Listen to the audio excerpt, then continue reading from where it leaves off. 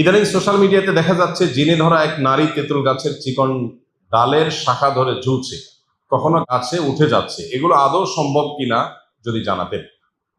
আল্লাহ রাব্বুল আলামিন কোরআনে কারীমে বলেছেন, আল্লাযীনা ইয়াকুলুনা রিবা লা ইয়াকুমুনা ইল্লা কামা ইয়াকুমুল্লাযী ইয়াতাখাব্বাতুহু শাইতানু মিনাল মাস।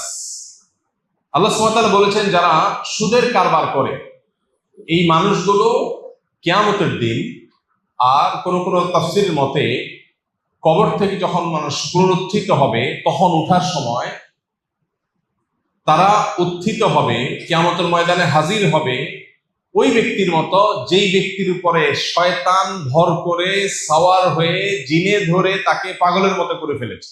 ওই পাগলের মতো যে নিজের নিয়ন্ত্রণে নাই, উম্মাদের মতো তার চলাফেরা, ওই রকম ব্যক্তির মতো হয়ে যাবে কে? দুনিয়াতে যে সুদের কারবার করেছে। এই আয়াত থেকে পরিষ্কারভাবে বোঝা যায় জিন মানুষের উপরে ভর করে তার নিয়ন্ত্রণটা জেনে নিয়ে ফেলতে পারে এবং সে পাগলের মতো উদ্ভট আচরণ করতে পারে, অস্বাভাবিক আচরণ তার দ্বারা হতে পারে। এটা আয়াত থেকে বোঝা যায়। এই জন্য কোন পুরুষ হোক, নারী হোক, শিশু হোক, কারোর উপরে জিন সাওয়ার হওয়া, জিন ভর করা এবং তার শরীরের পুরো অংশের অথবা আংশিক নিয়ন্ত্রণ নিয়ে ফেলা, এটা সম্ভব। কোরআনের আলোকে এটা সম্ভব।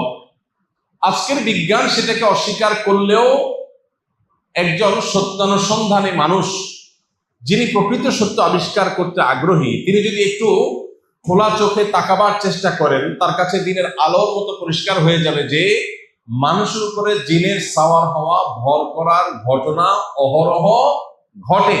এইসব ঘটনার কোনো সায়েন্টিফিক ব্যাখ্যা আজ পর্যন্ত কেউ দিতে পারেনি এবং দিতে পারার কথাও না।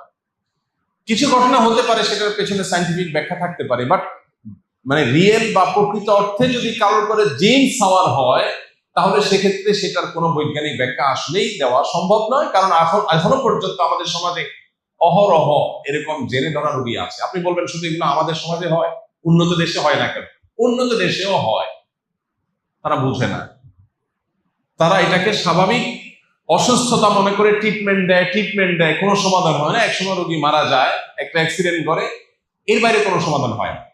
গত কয়েকদিন আগে বাংলাদেশের খুব পরিচিত একজন অ্যাক্টিভিস্ট, সঙ্গত কারণে আমি নাম নিচ্ছি না, আপনারা অনেকেই চিনে যাবেন, তিনি যোগাযোগ করলেন যে তার মেয়ে অসুস্থ দীর্ঘদিন থেকে, অস্বাভাবিক একটা বিড়াল বাসায় এসছে, এরপর থেকে সে অসুস্থ এবং অসুস্থতার লেভেলটা এতটাই অস্বাভাবিক যে সেটা আসলে কোনো সায়েন্টিফিক ব্যাখ্যা দিয়ে সেটাকে মেলানো কঠিন।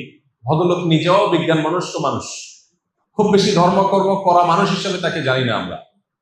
তিনি নিজেই ব্যাখ্যা করছেন যে আমার মেয়ের এইরকম ঘটনা ঘটছে। শেষে একদিন তিনি আমাকে বললেন যে ভাই, ফোনে বললেন যে আমার মেয়ে একটা হসপিটালে অ্যাডমিট আছে, সম্ভবত আইসিইউ বা সিসিইউ এরকম কোনো একটা সিরিয়াস কোনো ইউনিটে। বলে এই ডিপার্টমেন্ট থেকে হঠাৎ করে মেয়ে আমার উধাও, হঠাৎ নাই। পুলিশ প্রশাসনকে জানানো হলো, তারা সমস্ত সিসি ক্যামেরা চেক করলো, অনেক কিছু করলো, কোনো হদিস পাইল না। এই হসপিটাল থেকে বের হলে তো সিসি ক্যামেরা ধরা পড়বে, কিন্তু কিচ্ছুতে নাই। এরপরে হঠাৎ করে তাদের পাওয়া গেল অনেক দূরের আরেকটা হসপিটাল। সে কিভাবে সেখানে গেছে সে নিজেও জানে না এবং কোনো গবেষণা, পুলিশ রিপোর্ট, কোনো কিছুতে এর কোনো ইয়ত্তা খুঁজে পাওয়া যায়। এই ভদ্রলোকের এই যে ঘটনা, তিনি নিজেও বুঝতে পারছেন যে এর কোনো বৈজ্ঞানিক ব্যাখ্যা নাই। এরকম আরো অজস্র ঘটনা আমাদের চোখের সামনে ঘটে। বিশেষ করে যারা জেনে ধরা রোগীকে খুব কাছে থেকে দেখেছেন, সামনে থেকে দেখেছেন, তারা বোঝেন অস্বাভাবিকতা কত প্রকার এবং কি। এটা আমার জীবনে বেশ বহু ঘটনা দেখার, জানার, কাছে থেকে অনুভব করার সুযোগ হয়েছে। এখান থেকে বোঝা যায় যে কোন একজন প্রাপ্তবয়স্ক মানুষ হঠাৎ করে মগ ডালে উঠে গেলেন, সেখানে একটা চিকন ডালের উপর বসে আছেন, উড়াল দিচ্ছেন, অস্বাভাবিক কোনো ব্যাপার ঘটছে, এই বিষয়গুলো মোটেও অসম্ভব নয়। কোরআনের আলোকে জিনের উপদ্রবের মাধ্যমে এটা হওয়া সম্ভব এবং এটার প্রতিকারও অনেক আয়াতের মাধ্যমে করা সম্ভব।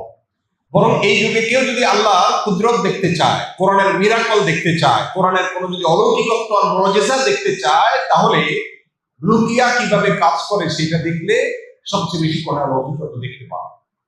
আল্লাহ তাআলা আমাদেরকে বোঝার তৌফিক